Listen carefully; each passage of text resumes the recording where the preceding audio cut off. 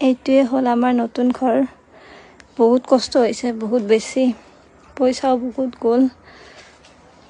ভাবা নাছিলোঁ আজিকালি ইমান যে বস্তুৰ দাম হৈছে, ইমান যে পইচা যাব গম পোৱাই নাছিলোঁ, অনুভৱেই কৰা নাছিলোঁ।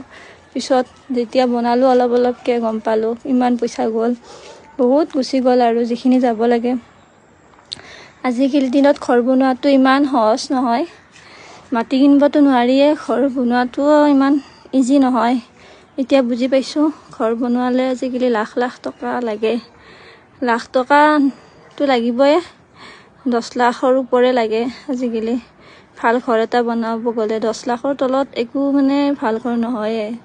এছাম টাইপৰ ঘৰ বনালেও এটা ধৰক 10 লাখ লাগিবই। বিল্ডিং বনালেতো আৰু 10ৰ পৰা 20 লাখ মানে লাগে ভালকৈ বনালে। বনালোঁ, জমা পইচা আছিলে, দেউতাৰো আছিলে, এনেকৈ মিলি মোৰো অলপ মিলি এনেকৈ মিলি পেলাই বনালোঁ কষ্ট কৰি। আৰু ঘৰটো লাগিবই থাকিবলৈ হ'লে।